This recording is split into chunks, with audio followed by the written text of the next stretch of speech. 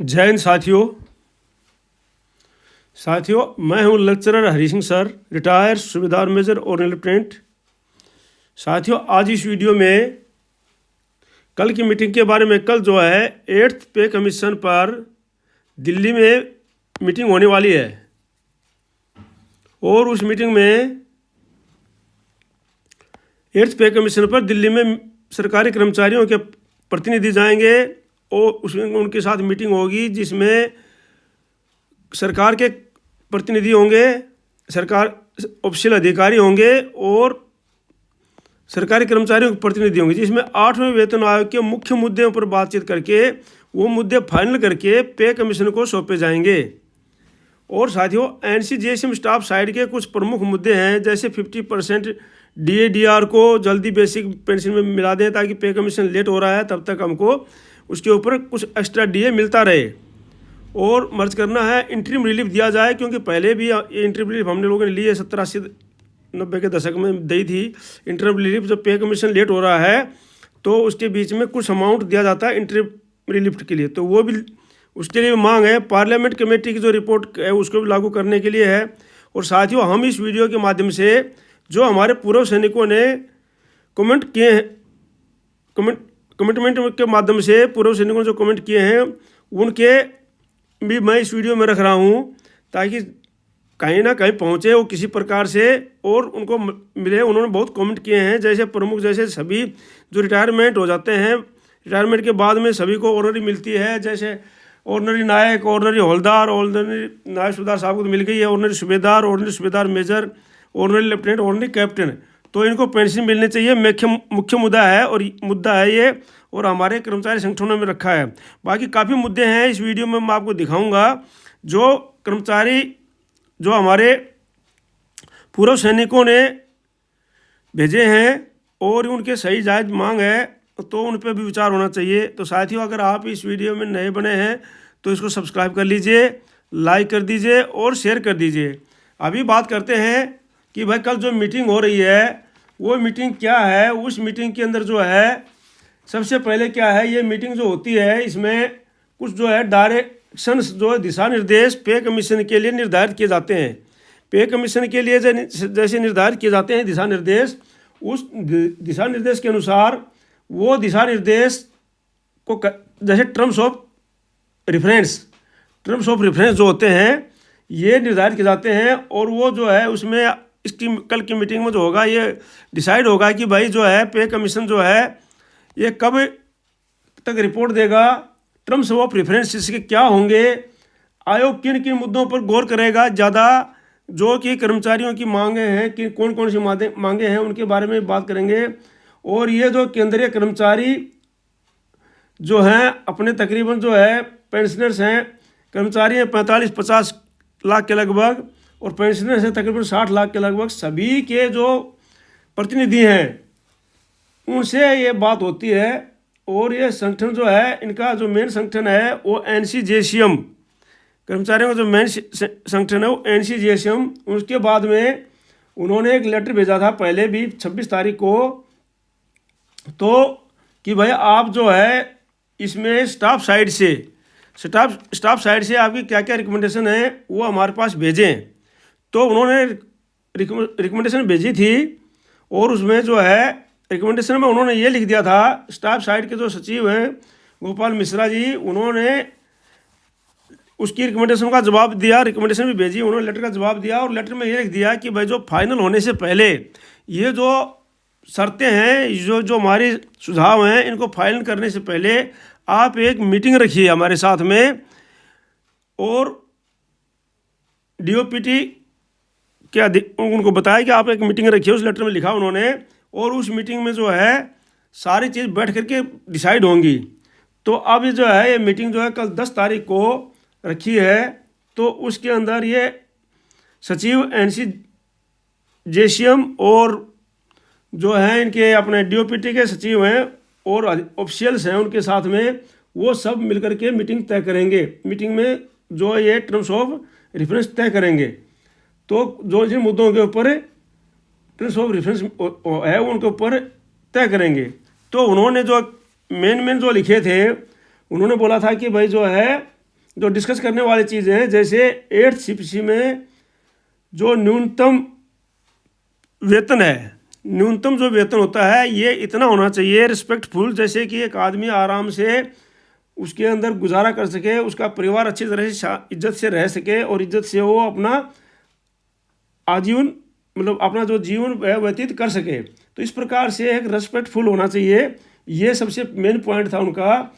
और दूसरा उनका मेन पॉइंट है कि भाई जैसे आपने 7th CPC में यूनिट 3 गिना था, 3 मतलब 3 के आधार पर उन्होंने वो पे और पेंशन निर्धारित की थी, मिनिमम या उसके बाद में मैक्सिमम जो भी है जिसका जिस लेवल के अनुसार, उसमें 3 में उन्होंने गिना था कि भाई जैसे एक 2 पति पत्नी है, मियाँ बीबी हैं और 2 उनके बच्चे हैं, तो 2 पति पत्नी हो गए, 2 बच्चों को जो है उन्होंने 1 यूनिट गिना था। तो इसमें मेन उन्होंने कहा है कि भाई जो है अभी आप 3 ना गिन करके 3.6 गिने, क्योंकि किसी के साथ में उनके पेरेंट्स माता पिता दादा दादी भी रहते हैं।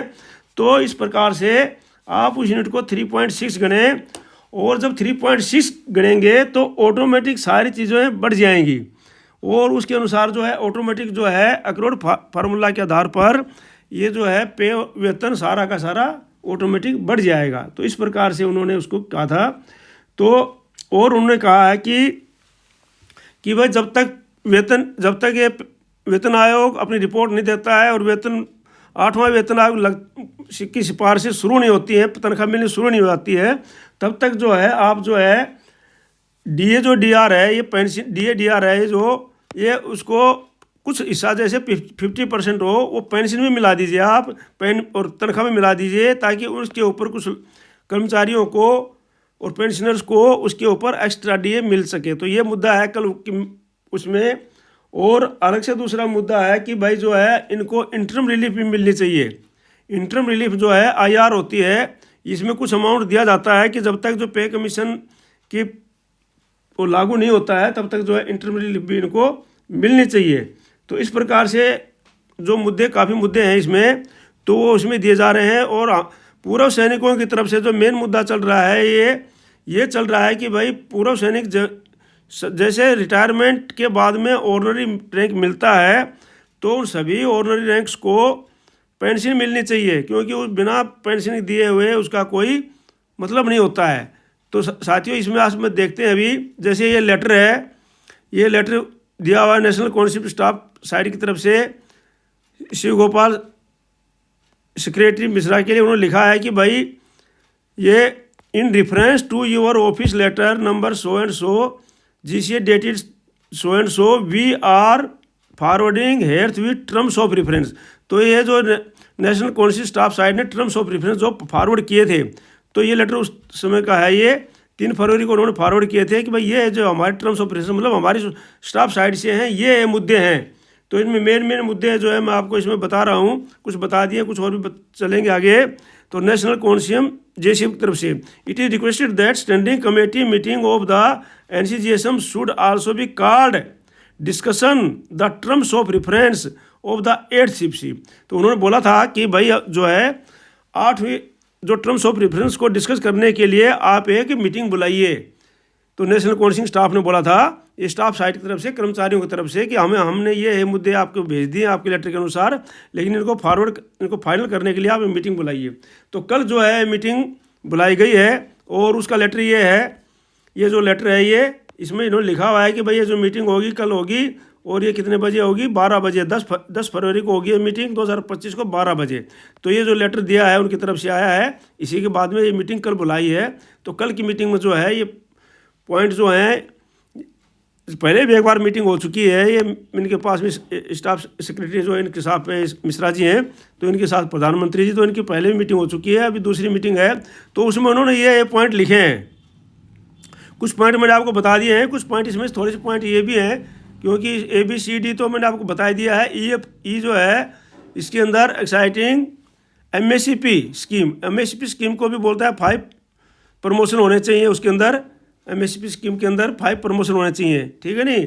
और उन्होंने लिखा है इंटरम रिलीफ मिलना चाहिए, जब तक जो पे कमीशन लागू नहीं होता है तब तक क्या है, ये इंटरम रिलीफ जो है मिलनी चाहिए। इंटरम रिलीफ के लिए लिखा उन्होंने, सैंक्शन होने चाहिए कर्मचारियों को, जैसे अभी अपने जब तक मान लो अभी से बोलते हैं कि भाई जब पे कमीशन की रिपोर्ट लेट आएगी, लेट लागू होगा तो इंटरम रिलीफ को लागू कर देना चाहिए। दूसरा लिखा है उन्होंने the percentage of dearness allowance, कुछ दो डियरनेस अलाउंस जो है उसके अंदर मिला देना चाहिए पेंशन में। जैसे मान लो अभी 53 पर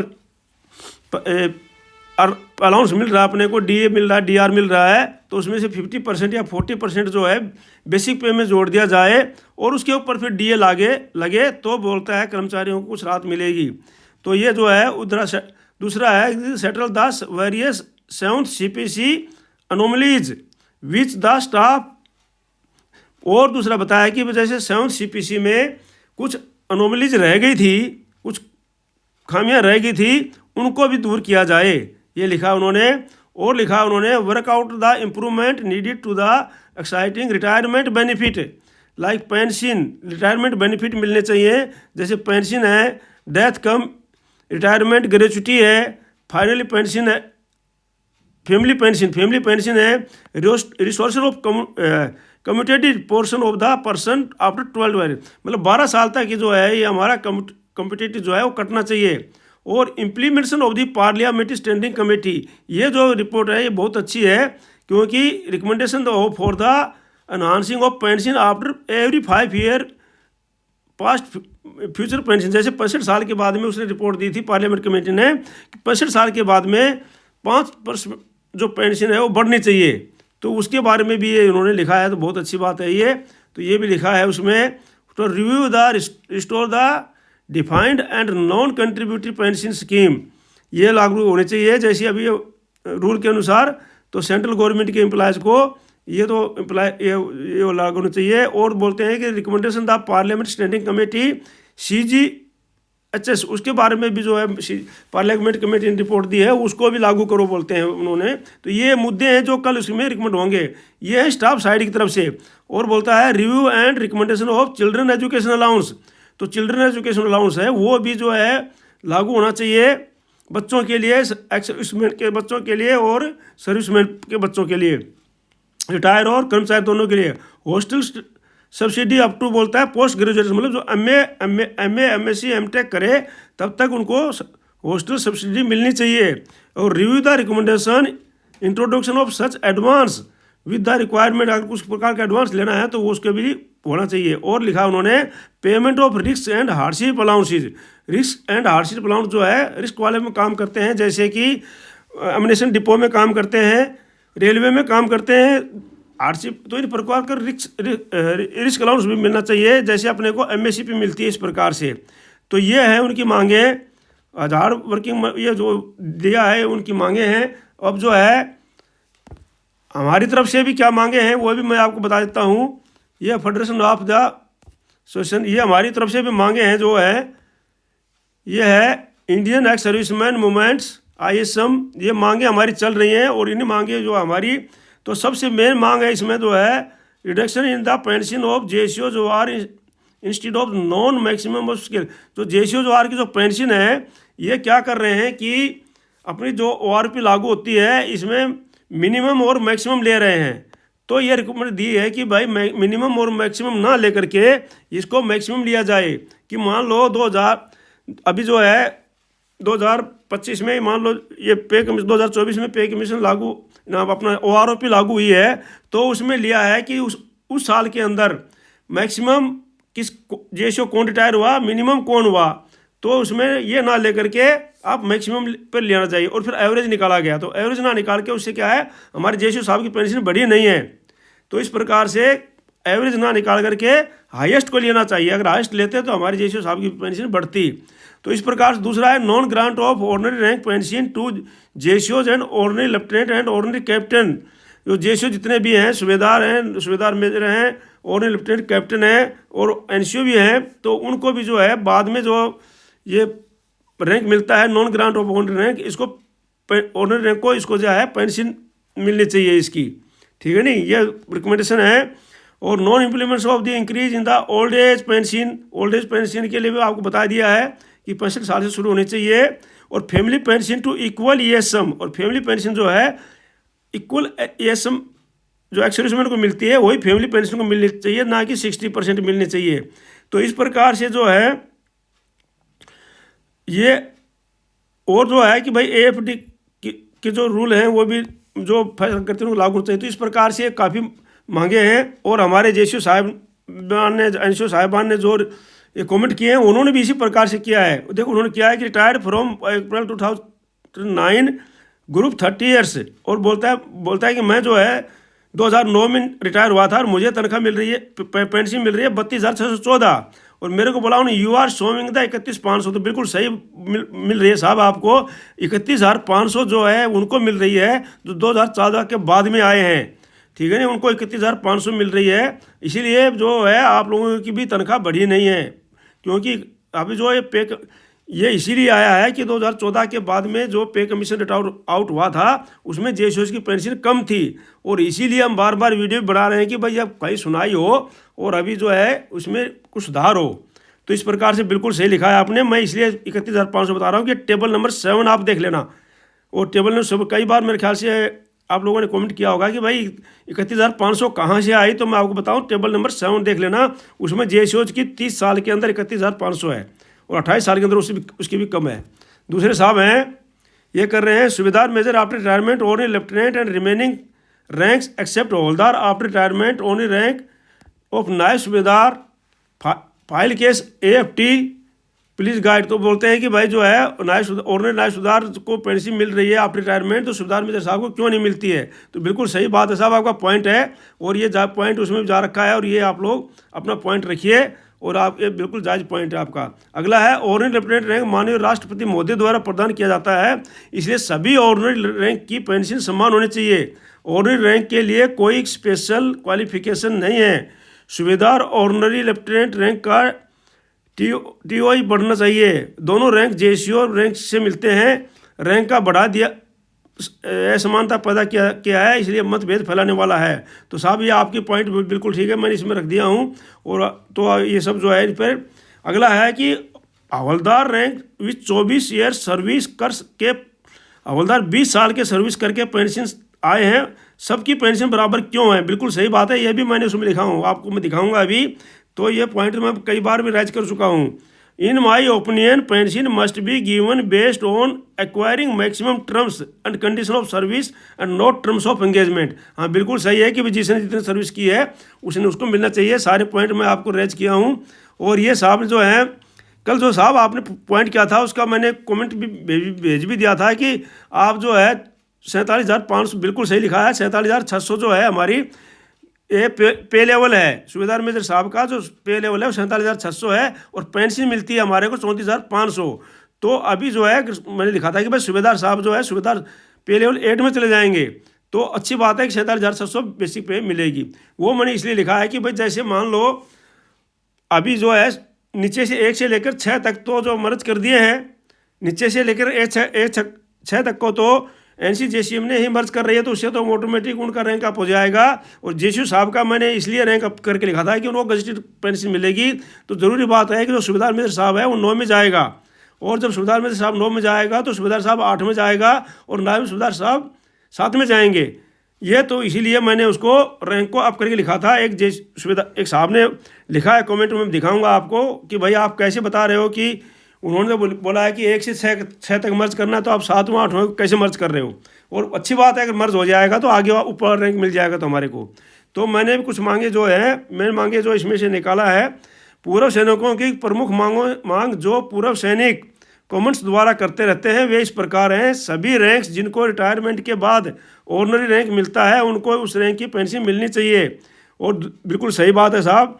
और सभी जेसीओज को गजटेड ऑफिसर की पेंशन और वेतन मिलना चाहिए। बिल्कुल सही बात है कि गजटेड ही है वो, क्योंकि उनका गजट नोटिफिकेशन होता है, राष्ट्रपति जी साइन करते हैं और महोदय साइन करते हैं, और उसके बाद में उनकी वो बिल्कुल सही है। ये सभी रैंक जितने वर्ष की सर्विस करते हैं उनको उनकी लेंथ सर्विस के अनुसार पेंशन मिलना चाहिए। जैसे हवलदार जी ने कमेंट किया है कि भाई मैं 24 साल नौकरी करके आया और मुझे 20 साल के बराबर पेंशन क्यों मिल रही है। तो जो हवलदार 24 साल करके आते हैं उनको 24 की, जो 26 करके आते हैं 26 की, जो 20 करके आते हैं उनको 20 की मिलना चाहिए। सभी PMR को ORP में शामिल किया जाए। बिल्कुल सही बात है, और ये कोर्ट ने भी जो है आदेश कर दिया है।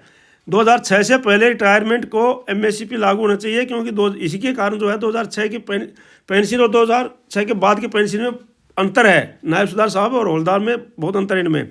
एक्स ग्रुप 2016 से पहले तथा बाद वालों को बराबर पेंशन मिलनी चाहिए, ये कोर्ट ने भी आदेश कर दिया है इसके लिए, क्योंकि वो उनका ग्रुप का अंतर है, उसमें 3200 और 6200 का चक्कर है। सभी रैंक्स का पे लेवल अप होना चाहिए। ये अब तो अभी एनसीजीएसएम ने भी लिख दिया है, जैसे कि सिपाही लेवल जो है अभी 3 में आता है तो 4 में होना चाहिए, नायक 4 में आता है 5 में, और नायक हवलदार जो है 5 में आता है 6 में, नायब सूबेदार जो है 6 में आता है 7 में, सूबेदार 7 में आता है तो 8 में, और सूबेदार मेजर 8 के बजाय 9 में चला जाना चाहिए। 10 से फिर ऑर्डर लेफ्टिनेंट साहब और कैप्टन साहब लागू हो जाते हैं।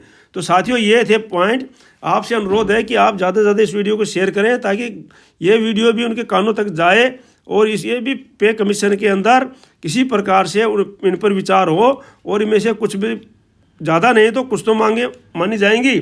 तो इस प्रकार से आप लोगों से अनुरोध है कि ज़्यादा से शेयर करो, लाइक करो और सब्सक्राइब करें। और मैं हर रोज़ एक वीडियो भेजता हूँ। मिलते हैं आज अगले वीडियो में, कल फिर किसी दूसरे उसके साथ में। आज के लिए इतना ही।